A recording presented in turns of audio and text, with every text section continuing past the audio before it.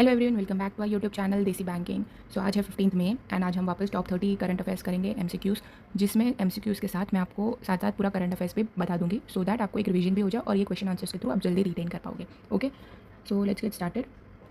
What is the first question? National schemes and energy.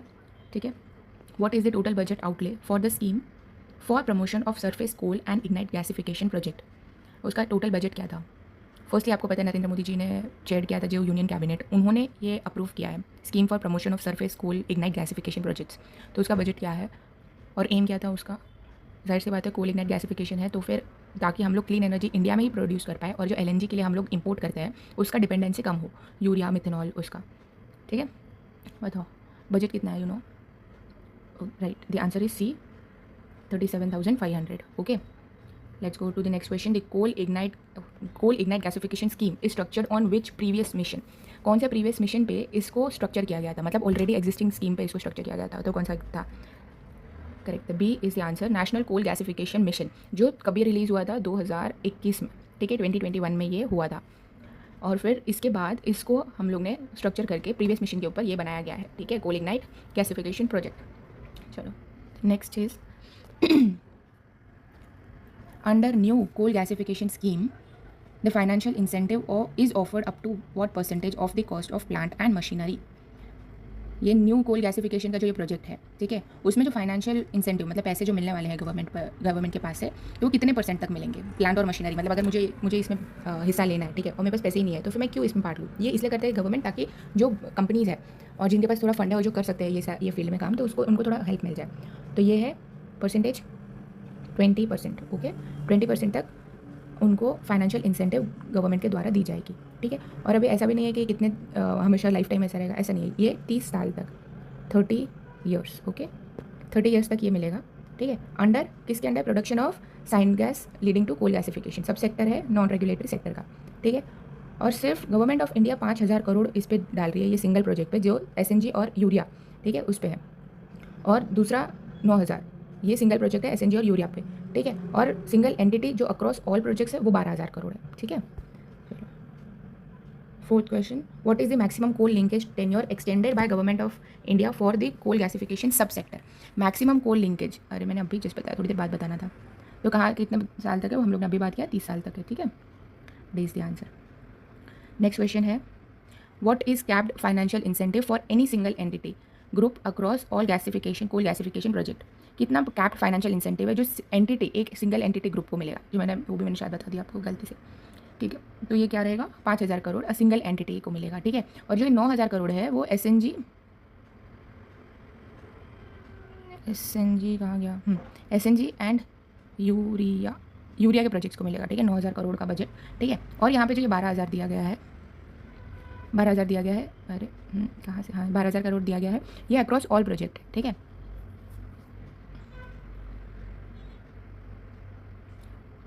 For the kharif marketing season 2026-27 which crop saw the highest absolute increase in MSP? Kharif marketing season 2026-27 उसमें कौन सा project, कौन सा crop है जिसमें एकदम absolute increase हो गया है, मतलब सबसे ज़्यादा बढ़ोतरी हो गई है? और एमएसपी क्या होता है? मिनिमम सपोर्ट प्राइस, ये सबको पता होना चाहिए। मिनिमम सपोर्ट प्राइस मतलब इतने पे तो बिकना ही, इतना मिनिमम बिकना चाहिए, फिर आप उससे ज़्यादा जितना करो ऐसा। ठीक है, सो दैट फार्मर्स को एक सही प्राइस मिल जाए। ठीक है, बताओ कितना है? किस में सबसे ज़्यादा है बढ़ोतरी हुई है? तो वो है सनफ्लावर सीड्स में, और ये कितने में बिके हैं? सनफ्लावर सीड्स 622 पर क्विंटल में बिके हैं। ठीक है, सी इज द आंसर, 622 पर क्विंटल में बचे हैं। अभी कॉटन है, तो कॉटन कितना है? तो कॉटन है 557। ठीक है, और शीशम वो है 500। ठीक है, और सनफ्लावर कितना था? सनफ्लावर था 622। ओके, चलो नेक्स्ट क्वेश्चन है, what is the new MSP for common paddy for 2026-27 this season? तो ऊपर मैंने पैडी का रेटिंग्स नहीं बताया बिकॉज नेक्स्ट क्वेश्चन में ये था ही, तो अभी बताओ अभी एमएसपी पैडी सीजन में कितना बड़ा है? Correct answer is 2461। और व्हाट इज़ 2441? वो ओल्ड है। ठीक है, 2441 है ना, वो पुराना है, ओल्ड, एंड 2461 2461 ये न्यू प्राइस है। ठीक है, चलो अभी है infrastructure and logistic. India's first mega green field shipyard is being developed in which city? ये इंपॉर्टेंट बनेगा बिकॉज जहाँ भी मैंने आपको कहा है, जहाँ भी आपको फर्स्ट दिखेगा ना, वो तुरंत आपको याद रख लेना है। तो कहीं भी आपको नोट करके, वो मैंने आपको 1000 बार बोला, वो जो बुक आती है 100-200 पेज की, उसमें सिर्फ फर्स्ट का लिखो, सारे फर्स्ट जिसने जो किया है ना वो लिखो, बिकॉज फर्स्ट का हर कोई मतलब रहता ही है कि पूछते ही है गवर्नमेंट कोई भी एग्जाम्स में, ठीक है। ठीक है, तो फटाफट बताओ आंसर। जो मेगा ग्रीन फील्ड शिपयार्ड है वो कौन सी सिटी में बन रहा है? पहली बात, ये बना कौन रहा है? Ministry of ports, shipping and waterways, जो गवर्नमेंट ऑफ इंडिया के अंडर आता है। उन्होंने MOU किया है, वो नीचे क्वेश्चन में हम पढ़ेंगे, तो मैं बाद में बताऊंगी। पर पहले आप बताओ कि ये बन कहाँ रहा है? तो ये बन रहा है तमिलनाडु में, कुट्टिकोडी में, ठीक है। C is the answer. Which country is partnering with India for Kuttikodi mega green field shipyard? कौन सी कंट्री है जो इंडिया के साथ पार्टनर कर रही है ये बनाने के लिए? बताओ। तो वो है साउथ कोरिया है। और अभी एक और थोड़े दिन पहले भी एक साउथ कोरिया और इंडिया का एक वो हुआ था, MOU हुआ था। वो किस पे हुआ था? वो स्पेस के इंस्ट्रूमेंट और डिफेंस के इसमें बनाने के इंस्ट्रूमेंट, सारे मैकेनिज्म बनाने के इसमें MOU हुआ था, ठीक है। नीचे कमेंट करके बताओ, वो जब हम करंट अफेयर्स पढ़ा था तो वो भी आपको याद है कि नहीं? चलो next. What is the proposed annual ship building capacity of Kuttikodi shipyard? कितना एनुअल शिप बिल्डिंग का कैपेसिटी? अभी ये बना रहे तो कैपेसिटी भी होगा कि कितना यहाँ पे आ जा सकता है जो पूरा कंटेनर्स है, तो उसकी कितनी कैपेसिटी है?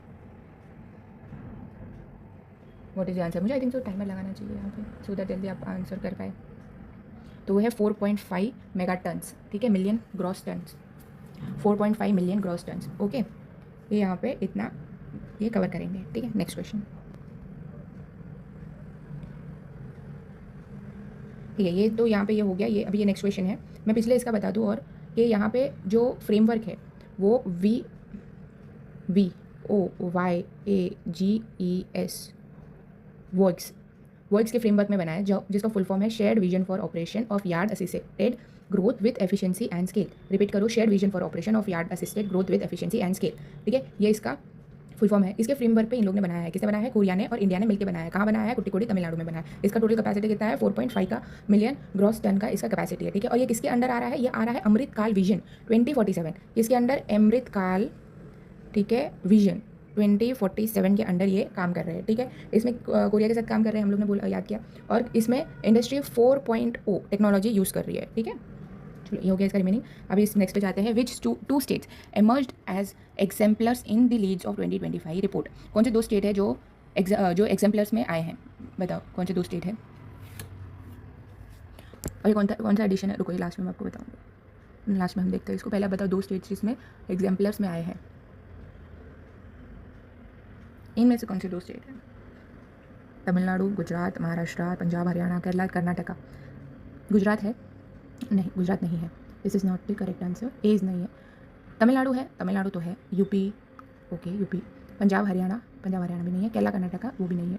Tamil Nadu B is the answer, ठीक है। How many performance category are there in new LEADS 2025 framework? मतलब पहले से अभी कितने फ्रेमवर्क कवर कर रहे हैं? पहले कितने फ्रेमवर्क थे? पहले थे 3 फ्रेमवर्क थे, ठीक है।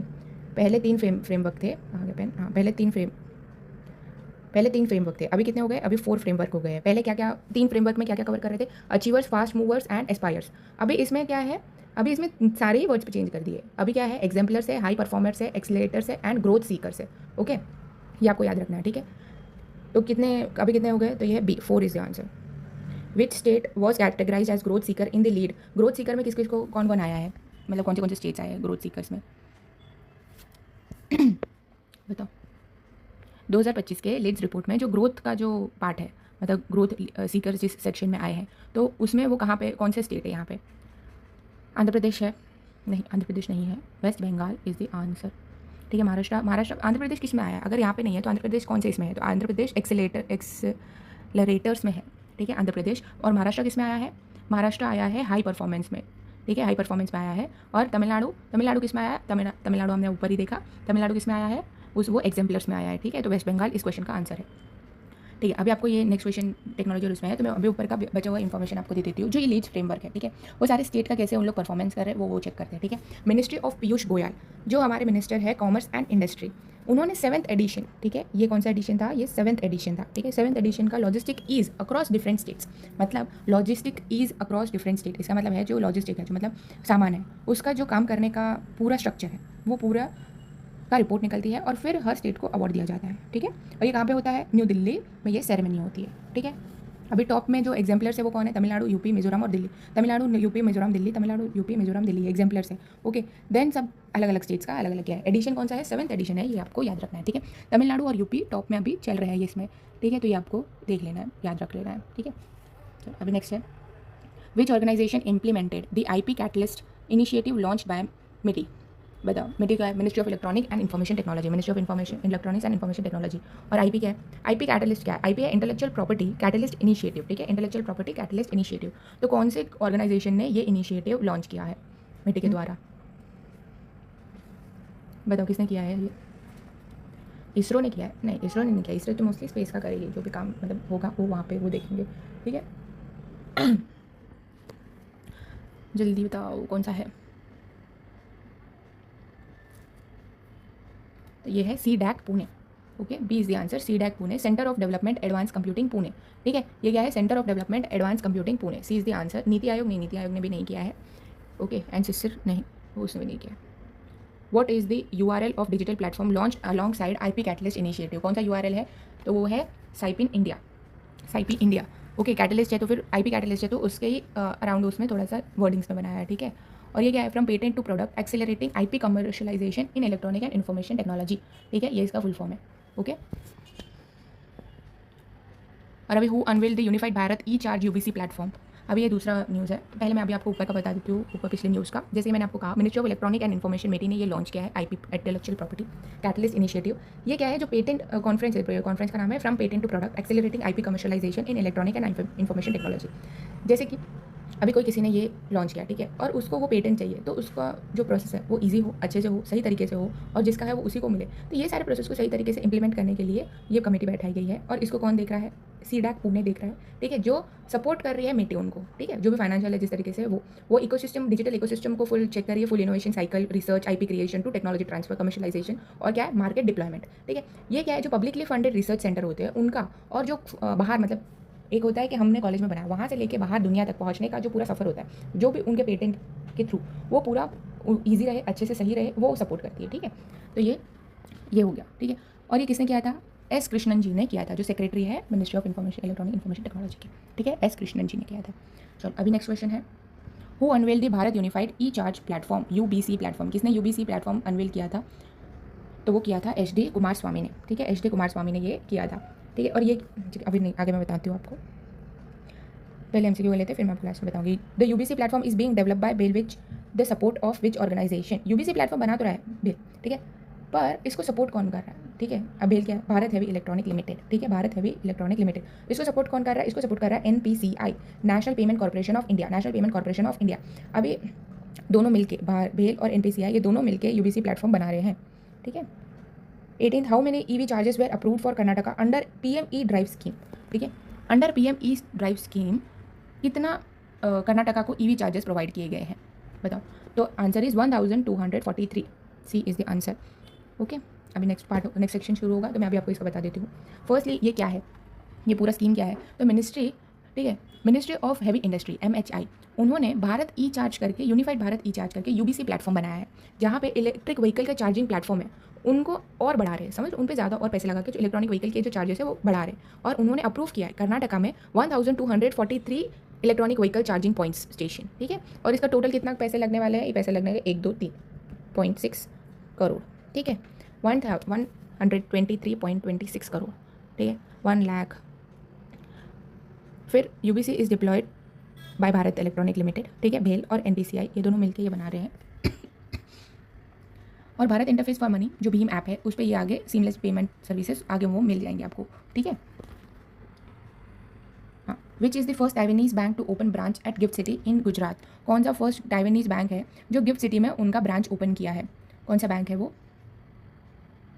क्योंकि देखो अभी ये फर्स्ट है, तो फिर फर्स्ट है तो याद रखना पड़ेगा, तो इसलिए आपको पता होना चाहिए कि कौन सा बैंक है। तो वो है सीटीबीसी बैंक, ठीक है, सीटीबीसी बैंक है, वो फर्स्ट टाइवानीज बैंक है जो गांधीनगर गिफ्ट सिटी में उन्होंने अपना ब्रांच ओपन किया है, ठीक है। जाहिर सी बात है, गिफ्ट सिटी विल बी मतलब एक फिनटेक सिटी बन रहा है, प्रॉपर ऑर्गेनाइज सिटी, तो वहाँ पे हर कोई वहाँ पे अपना कुछ ना कुछ ओपन करना चाहेगा, जैसे कि बैंक से, मॉल से, वो है। बट कोई फॉरेन से यहाँ पे आके कर रहा है तो वो आपको इंपॉर्टेंट है, ठीक है, वो आपको याद रखना है, ठीक है।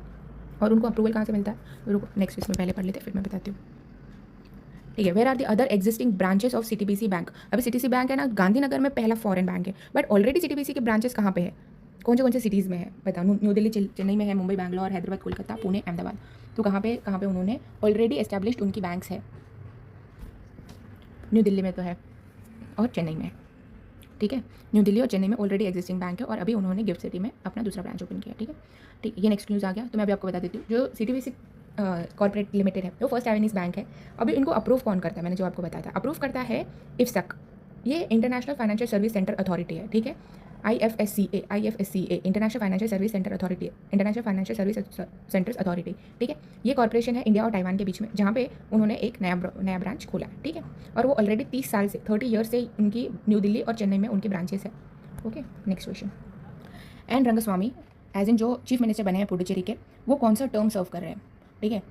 एन रंगस्वामी वो चीफ मिनिस्टर बने हैं पुडुचेरी के, तो वो कौन सा टर्म सर्व कर रहे हैं, ठीक है। जो मतलब वो ऑलरेडी है और अभी वो कंटिन्यू कर रहे हैं, तो ऊपर वो कौन सा टर्म है, तो वो उनका है 5th term. C is the answer, 5th term है, ठीक है। और वो हिस्ट्री के फर्स्ट ऐसे लीडर है, ये इंपॉर्टेंट क्यों है, वो हिस्ट्री में, इतिहास में पहले लीडर है जिन्होंने यूनियन टेरिटरी पे 5वां टर्म शुरू किया है।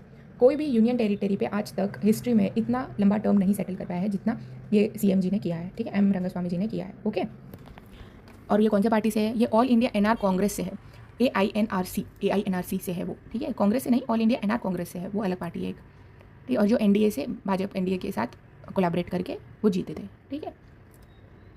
Next question, who administered the oath of office to N Rangaswamy, किसने ओथ सेरेमनी में किसने वो किया था, क्या बोलते हैं, एडमिनिस्ट्रेट किया था, बताओ कौन थे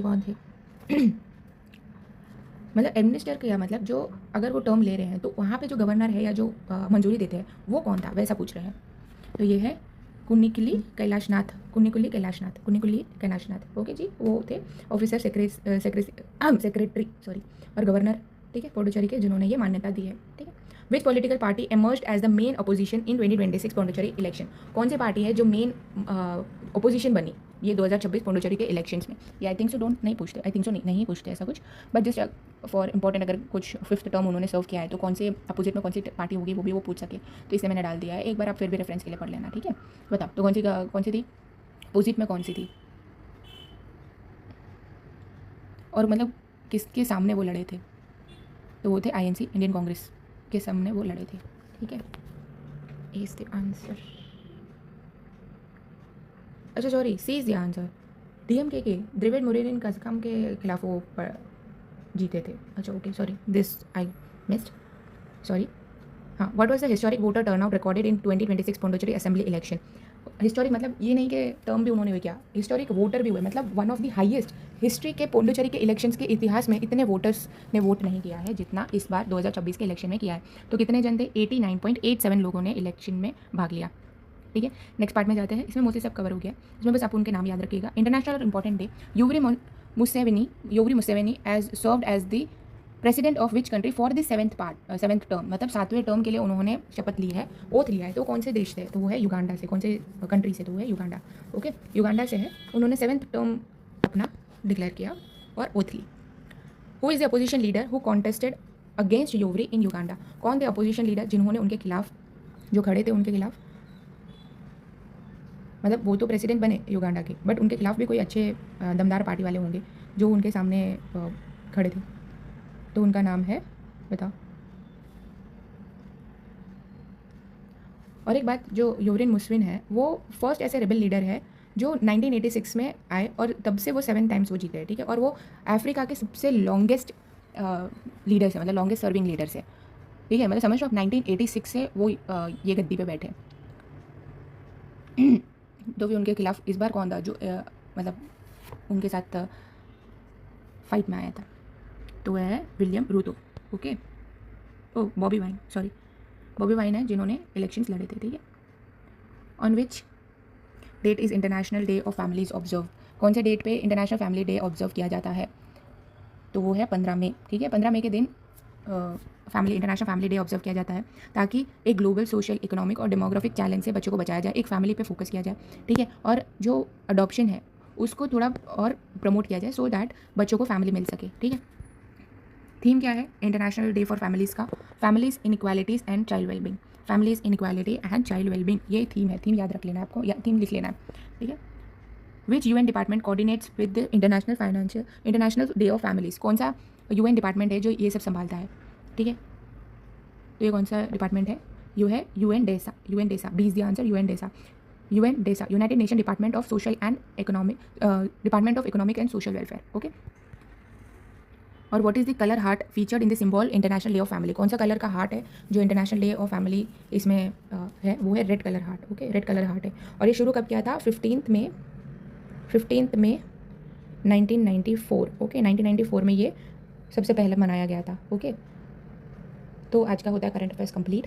थैंक यू। और हाँ, एक और ये लास्ट का मैं करंट अफेयर्स का बता देती हूँ। ये ग्रीन सर्कल है, ठीक है, ग्रीन सर्कल और रेड हार्ट है। ओके, तो इसमें कंफ्यूज मत होना, ताकि रेड हार्ट उसमें ये प्रूफ कर मतलब रूफ लव सिंबल करता है, और ग्रीन सर्कल मतलब हाँ जो झाड़ है, झाड़ की जैसे पेड़ है जिसकी उसकी छाँव में हम बैठे सेफली, तो वैसे इमेजिन करिए, याद रखना, ठीक है। तो आज के करंट अफेयर्स होते हैं complete. Thank you so much, thank you. आपने पढ़ा, आई नो थोड़ा सा मिस्टेक हो गया था, वो मैं थोड़ा कंफ्यूज हो गई थी उसमें, so I do better next time. और आप प्लीज़ पढ़ते रहिए और अच्छे से पढ़िए, अपने लिए पढ़िए, अपने से झूठ मत बोलिए। अगर आप नहीं पढ़ रहे तो फिर अगले दिन अच्छे से पढ़िए और मेहनत करके पढ़िए कि ठीक है कल नहीं पढ़ा था, ठीक है। तो accept and move forward towards the exam, and अपने लिए करो, मेक योर पेरेंट्स प्राउड, ठीक है। वो कुछ भी बोले दिल पे मत लो। I know sometimes it's hard, किसी के पेरेंट्स सपोर्टिव नहीं होते, किसी के पेरेंट्स सपोर्टिव होते हैं, फैमिलीज में भी स्ट्रगल होती है, बट ये टाइम भी निकल जाएगा। एक बार आप एग्जाम क्रैक कर लो तो ठीक है, हो जाएगा। And at last it's my humble request, recycle, reuse and don't use glass मत यूज़ करो। ग्लास को सही से कोई भी डिस्पोज नहीं कर पाता है, सबको किसी ना किसी को लग जाती है, क्योंकि बाहर सही से हम डिस्पोज नहीं करते, और इंडिया में तो आई डोंट थिंक सो कोई भी सही से डिस्पोज करता होगा। और हम उसको कपड़े में लिपेट के भी अगर डिस्पोज करें तो भी चांसेस रहते हैं कि कपड़ा वो उससे फट सकता है, बाहर जा सकता है। एंड जो सफाई कर्मचारी होते हैं उनके पास ऐसे इक्विपमेंट्स भी नहीं होते कि वो सही से रह पाए, मतलब समझ, सही से कचरा उठा पाए एक तरीके से। और जो गाय वगैरह होती है वो भी खाना ढूंढती है, तो उसमें मुंह डालती है तो उनको लगता है। तो कुछ ऐसा काम मत करो कि आपकी वजह से किसी और को तकलीफ हो, और वो उनके पास इतने पैसे भी नहीं होते कि वो मेडिकल हेल्प ले पाए, समझ, डॉक्टर के पास जा पाए और सही ट्रीटमेंट ले पाए, दवा ले पाए। तो ऐसा कुछ मत करो कि दूसरों को हार्म हो। आई नो एस्थेटिक होते हैं, बट लाइफ में हर चीज़ एस्थेटिक नहीं होती। आप रिस्पॉन्सिबल बनो और ऐसा कुछ मत करो कि दूसरों को हार्म हो, ठीक है। वुडन मिट्टी उस पर यूज़ करो, वो भी एस्थेटिक है, वो भी अच्छे लगते हैं, ठीक है। तो ऐसा ग्लास मत यूज़ करो। आई नो पुराना अभी मत खरीदो, और जो पुराना है उसको आप सही से डिस्पोज करो, ठीक है, वो भी बहुत बड़ी बात हो जाएगी, ठीक है। Thank you so much for watching, thank you for being with us. तो प्लीज़ हमको